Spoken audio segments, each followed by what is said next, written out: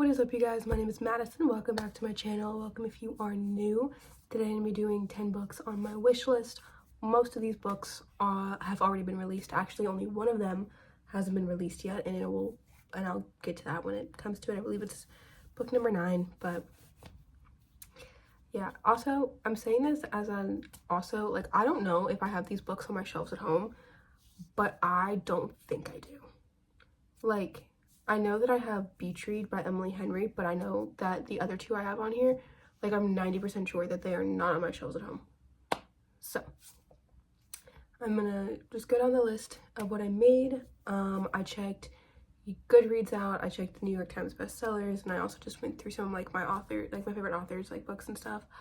That being said, there are no classic books on here because I would take any copy whatsoever of Peter Pan. I think I own like 6 at this point. Same thing with 1984. Yes, also, per usual, ignore the lighting, ignore the fact that I have no makeup on. It's been a long day. It's snowing outside, and I have to drive to work tomorrow, and I don't want to because I don't like snow. Now, let's just get started. At number 1, I have Martyr by Kaveh Akbar. I've heard so many things about this.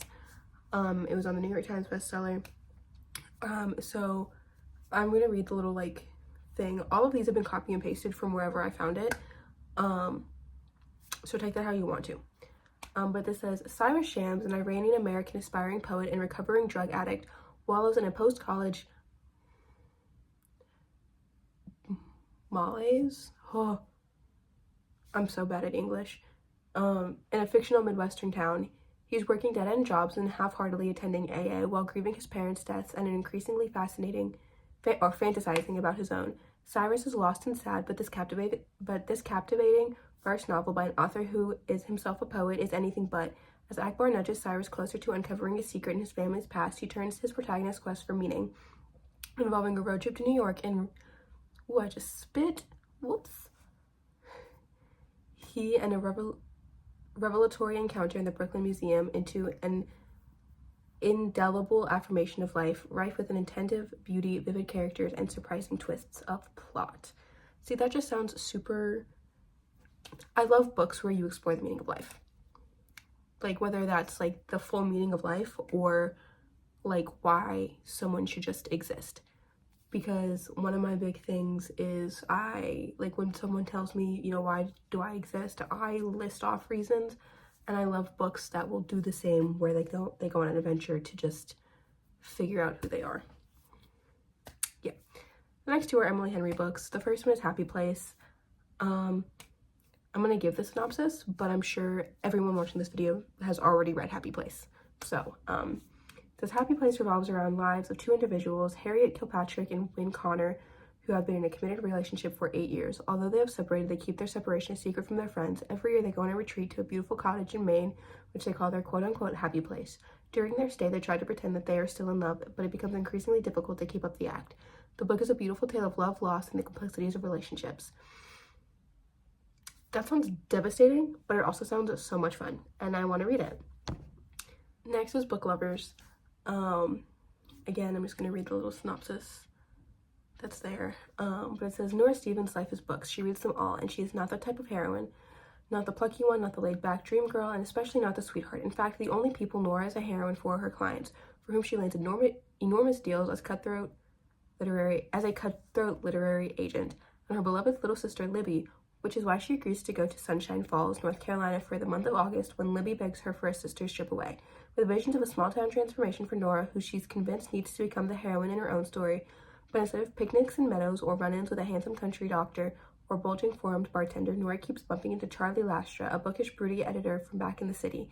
It would be a meet-cute if not for the fact that they've met many times, but it's never been cute. If Nora knows she's not an ideal heroine, Charlie knows he's nobody's hero. But as they are thrown together again and again in a series of coincidences no editor worth their salt would allow, what they discover might just unravel the carefully crafted stories they've written about themselves. That just sounds so enticing, and I love it. It's giving like academic rivals in a corporate job. Corporate rivals, period. Need. Next, I only have the first book, but this includes the entire Knock 'Em Out series. I like walk past it in Barnes & Noble or Target every single time, and I'm like, this book is massive. Pass. But I want to read it, so I put it on this list. But it's Things We Never Got Over by Lucy Score, or it's the twin to Knock 'Em Out. So it says, Virginia, a rough around the edges town where disputes are settled the old-fashioned way, with fists and beer, usually in that order. Too bad for Naomi, her evil twin hasn't changed at all. After helping herself to Naomi's car and cash, Tina leaves her town with something unexpected. The niece Naomi did not know she had. Now she's stuck in town with no car, no job, no plan, and no home, with an 11-year-old going on 30 to take care of. There's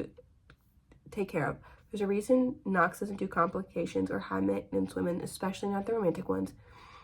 But since Naomi's life imploded right in front of him, the least he can do is help her out of her jam. And just as soon as she stops getting into new trouble, he can leave her alone and get back to his peaceful, solitary life. At least that's the plan until trouble turns to real danger. That sounds so exciting. The entire Knock 'Em Out series, the only reason I want to read it is because Destiny Sidwell loves it, and I love Destiny Sidwell. I repost every single one of her Instagram pictures on my Instagram story. I want to be her. She's just so fun. And I love Sarah, I love Haley, I love all their little collabs, the Bookish podcast. Number 5 is Part of Your World by Abby Jimenez. I've actually never read one of her books. It's going off of that. Don't think I've ever actually learned what any of her books are about, but this was the one that was recommended to me, so this is one that I put on the list. Where it says, after a wild bet, gourmet grilled cheese sandwich, and cuddling with a baby goat, Alexis Montgomery has had her world turned upside down. The cause, Daniel Grant, a ridiculously hot carpenter who's 10 years younger than her and as casual as they come, the complete opposite of sophisticated city girl Alexis, and yet their chemistry is undeniable. While her ultra-wealthy parents want her to carry on the family legacy of world-renowned surgeons, Alexis doesn't need glory or fame. She's fine with being a quote-unquote mere ER doctor. Props to ER doctors. As someone who goes to the ER frequently, props to y'all. And every minute she spends with Daniel in the tight-knit town where he lives, she's discovering what's really important, yet letting the relationship become anything more than a short-term fling would mean turning her back on her family and giving up the opportunity to help thousands of people. Bringing Daniel into her world is impossible, and she just can't give up the joy she's found with him either. With so many differences between them, how can Alexis possibly choose between her world and his? First of all, age gap. Love. Within reason. Obvi. They both seem like consenting adults here. But on top of that, I love moral contrast. I love, oh, I shouldn't do this. It's it's against all of my morals and everything I've worked super hard for. But she wants it, and she's like, I just have a feeling I'm gonna eat this up if the writing style is good. Next, I have To Kill a Kingdom by Alexandra Christo. I don't know where I found this book, but it was in my want to read already, and it's actually really funny because the only 1-star review is the reason why I put it on this list. I don't even remember what the review said. Update, it was not the only 1-star review, but I found it. It says, I am proposing a new law. Books that are not good should not be allowed to have good opening lines, because then I open them in Barnes & Nobles and I'm like, wow, I should buy this, and then do, except not immediately because I don't have Barnes & Noble levels of money, honey, and then I'm disappointed and I hate it. It's honestly bad for all of us. The law is for the good of the people, you know? Listening to this opening line, by listen, I of course mean read, but come on. I have a heart for every year I've been alive. Tell me that doesn't seem the rest of the hundreds of pages that follow it should be good. Tell me you'd be wrong. It seems like they should just be good, and if they aren't, and that is an injustice so massive, I will dictate the rest of my life to getting legislation on the books that will prevent it from ever happening again. Ha ha ha. Legislation on the books. Get it? That's what you say about passing legislation successfully, and also it would be legislation on books. God, I'm funny. It's literally so funny. How does one think of this? But also, the rest of it is just really, really funny. I'm not gonna post names or anything, but it was really funny. Okay, and that actually made me want to read it. And then also this is a Little Mermaid retelling. Okay, actually still rad, but real. It made me cackle. I literally witch cackled. It was so funny. Anyway, it said Princess Lyra is siren royalty. Also, I love sirens. And the most lethal of them all. With the hearts of 17 princes in her collection, she is revered across the sea, until a twist of fate forces her to kill one of her own. To punish her daughter, the Sea Queen transforms Lyra into the one thing they loathe the most, a human. Robbed of her song, Lyra has until the winter solstice to deliver Prince Elian's heart to the Sea Queen while remaining human forever. The ocean is the only place Prince Elian calls home, even though he is heir to the most powerful kingdom in the world. Hunting sirens is more than an unsavory hobby, it's his calling. When he rescues a drowning woman in the ocean, she's more than what she appears. She promises to help him find the key to destroying all of siren kind for good, but can he trust her, and just how many deals will Elian have to barter to eliminate mankind's greatest enemies? It's also given enemies to lovers. I love enemies to lovers. I love, like, enemies to lovers. Like, I mean, like, Batman, Joker kind of enemies to lovers. Like, I need that. Academic Rivals is good. But, like, if y'all weren't trying to slit each other's throats, like, 3 pages before, don't want it. Number 7 is Yellowface by R.F. Kuang. I've just heard so much about this, and it was on it won the Goodreads Awards for best-selling fiction, I believe, last year. What if Cindy likes it? Then I like it, because I like whatever Cindy likes for the most part, and also they make me laugh.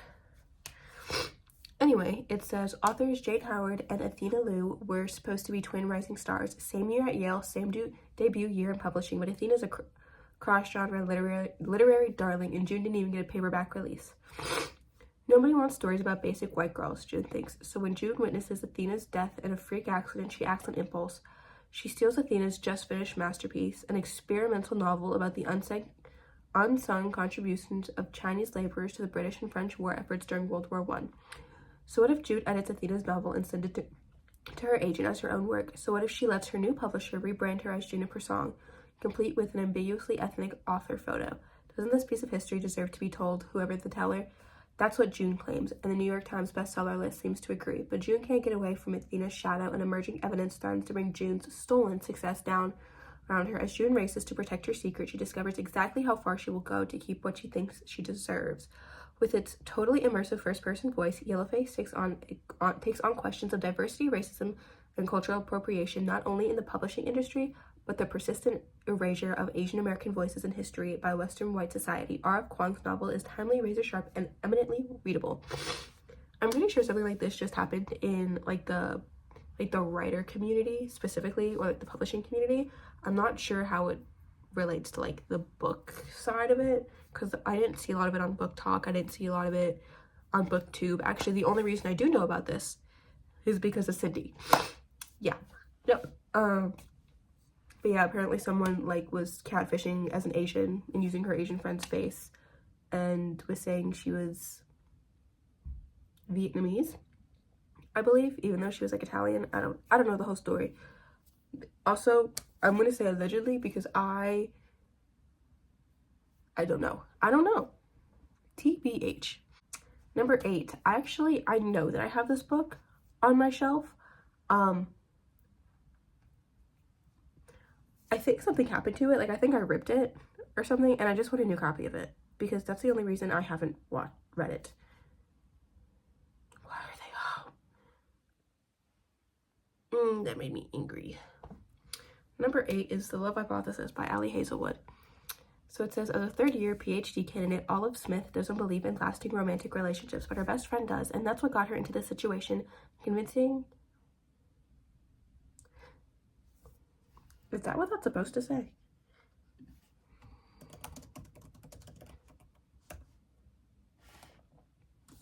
Yeah.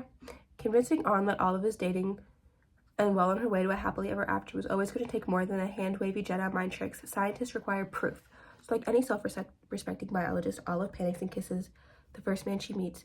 That man is none other than Adam Carlson, a young hotshot professor and well-known ass. Which is why Olive is positively floored when Stanford's reigning lab tyrant agrees to keep her charade a secret and be her fake boyfriend. When a big science conference goes haywire, putting Olive's career on the Bunsen burner, Adam surprises her again with his unyielding support and even more unyielding six-pack abs. Ew. Turn off. For real, actually. Suddenly, their little experiment feels dangerously close to combustion. Olive discovers that the only thing more complicated than a hypothesis on love is putting her own heart under the microscope. I'm going to read this because my best friend loves this book. That's it. That's the only reason I want to read this book.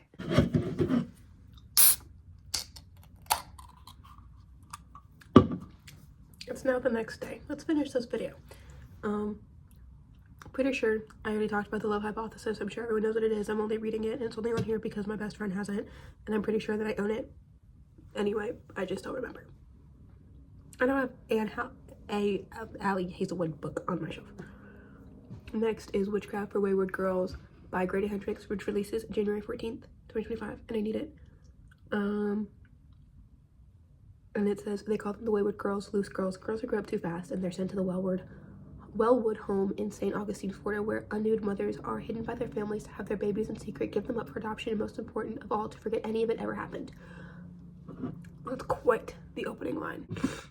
15-year-old Fern arrives at home in the sweltering summer of 1970, pregnant, terrified, and alone under the watchful eye of stern Miss Wellwood. She meets a dozen other girls in the same predicament. There's Rose, a hippie who insists she's going to find a way to keep her baby and escape to a commune, and Xenia, a budding musician who knows she's going to go home and marry her baby's father. That's adorable. And Holly, a wisp of a girl, barely 14, mute and pregnant by no one knows who. Everything the girls eat, every moment of their waking day, and everything they're allowed to talk about is strictly controlled by adults who claim they know what's best for them. Then Fern meets a librarian who gives her an occult book about witchcraft and powers in the hands of the girls for the first time in their lives.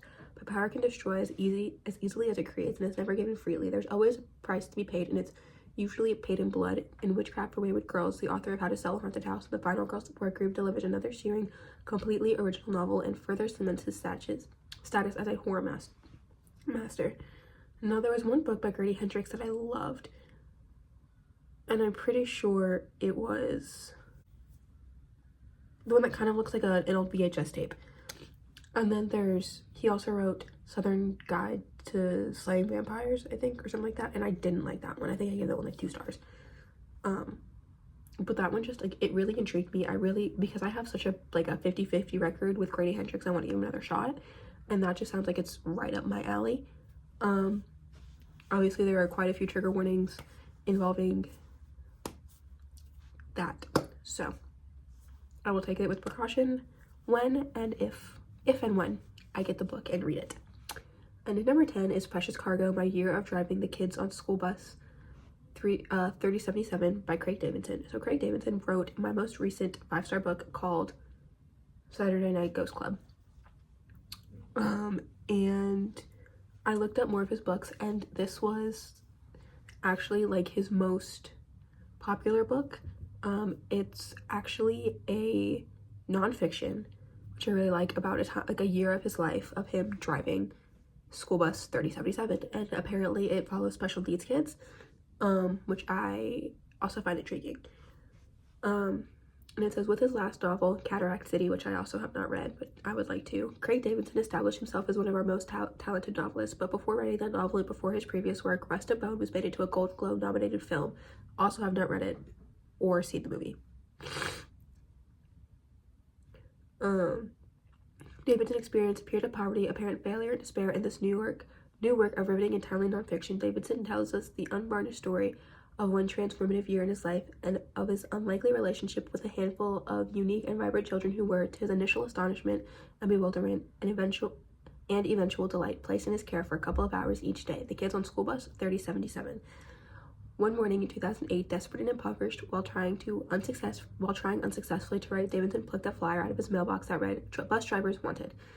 That was the first step towards an unlikely new driving of a school bus of special needs kids for a year, armed to the challenge of driving a large, awkward vehicle while corralling a rowdy gang of kids and unexpected reserves of empathy. Davidson takes us along for the ride. He shows us how his evolving relationship with kids on that bus, each of them surely struggling physically as well as emotionally and socially, slowly but surely changed his life along the way, along with the lives of the quote-unquote precious cargo in his care.